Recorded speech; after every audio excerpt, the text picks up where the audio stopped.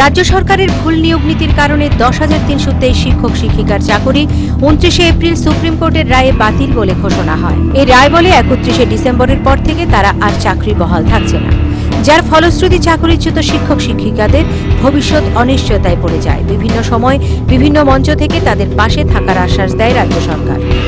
চাকরি হারানো শিক্ষক শিক্ষিকারাও সরকারের আশ্বাসে আশায় বুক বাঁধে, কিন্তু এখনো পর্যন্ত চাকরিচ্যুত শিক্ষক শিক্ষিকাদের শিক্ষকতার পদে ফেরানোর মতো কোনো পদক্ষেপ নেয়নি সরকার। বরং পরোক্ষভাবে 10,323-এর কথা মাথায় রেখে সরকার যে 13,000 নতুন অশিক্ষক পদ সৃষ্টি করছে, সেখানে একজন শিক্ষক যিনি কিনা দীর্ঘদিন ধরে শিক্ষকতার সাথে যুক্ত আছেন, তিনি কি করে অশিক্ষক এবং তদাপেক্ষা নিম্ন পদে কাজ করবেন তা নিয়ে রীতিমতো নানা মহল থেকে প্রশ্ন উঠতে শুরু করেছে।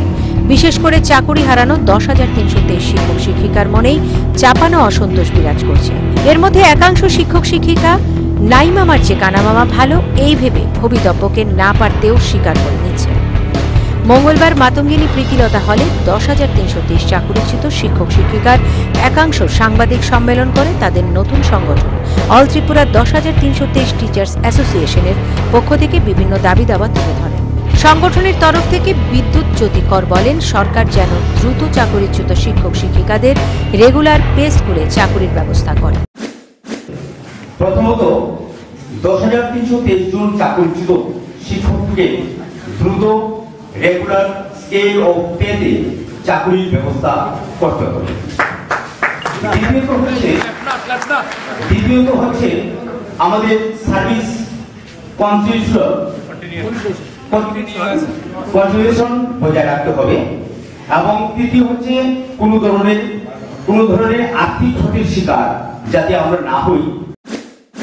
দাবি পূরণ না হলে সংগঠনের তরফ থেকে চাকরিচ্যুত শিক্ষক শিক্ষিকারা রাজ্য সরকারের বিরুদ্ধে বৃহত্তম আন্দোলনে যাবার কথাও বলেন। তবে তাদের মধ্যেই আরেকটি অংশের পক্ষ থেকে বিজয় কৃষ্ণ সাহা চাকরি প্রশ্নে তারা রাজ্য সরকারের পাশে থাকার অভয়বাণী দেন। পাশাপাশি সংবাদ মাধ্যমকে তাদের পাশে পাননি বলে ক্ষোভ ব্যক্ত করেন। কিভাবে দেখছেন? আমরা আপনাদের মাধ্যমে রাজ্য সরকারকে খুব স্পষ্টভাবেই বলতে চাই, আমরাও রাজ্য সরকারের পাশে ছিলাম, আছি, আগামী দিনও থাকবে। চাকরি গেছে, আপনাদের মিডিয়াদের কাছে আমাদের তরফ থেকে অনেক কিছু আশা ছিল, কিন্তু সে অর্থে আপনাদের কাছ থেকে আমরা কিন্তু সেরকমটা পাইনি। মিডিয়ার কাছ থেকে কি ধরনের আশা আপনারা? আমাদের পক্ষে হয়ে কোনো কথা বলা, যেমন সবাই আমাদেরকে কোনো না কোনো ভাবে 10,320 টাকা তকমা দিয়েছে, আপনাদের অ্যাপয়েন্ট দিয়েছে রাজ্য সরকার, ঠিক আছে? আমরা মিডিয়া জাস্ট রিপোর্ট করতে পারি।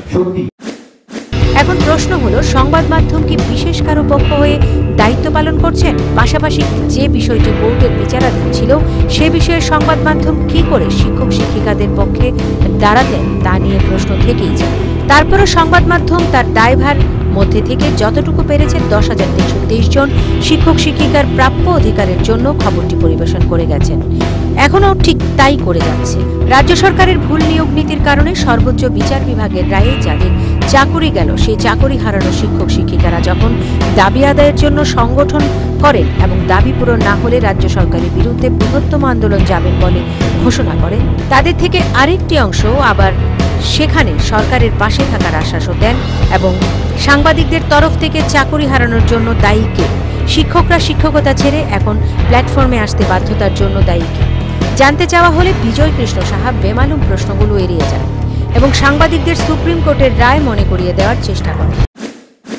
আপনাদের মানে স্কুলে যাওয়ার এই সময় আপনাদের এই প্ল্যাটফর্মে আসার কথা না, ঠিক আছে?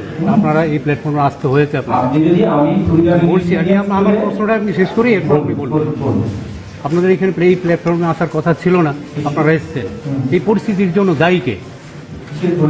এই যে আপনারা যে প্ল্যাটফর্ম স্কুলটা ছেড়ে, আপাতত স্কুলটা ছেড়ে আপনারা এই প্ল্যাটফর্মে এসছেন, এই পরিস্থিতির জন্য দায়ী কে? কাকে দায়ী করবেন? কাকে দায়ী করব? এটা তো একটা কোর্টের রায়, সবাই আপনিও জানেন, আমিও জানি। কোর্টের রায়, মহামান্য আদালতের রায়, মাথা পেতে নিতে হবে, দায়ী কাউকে করা যায়।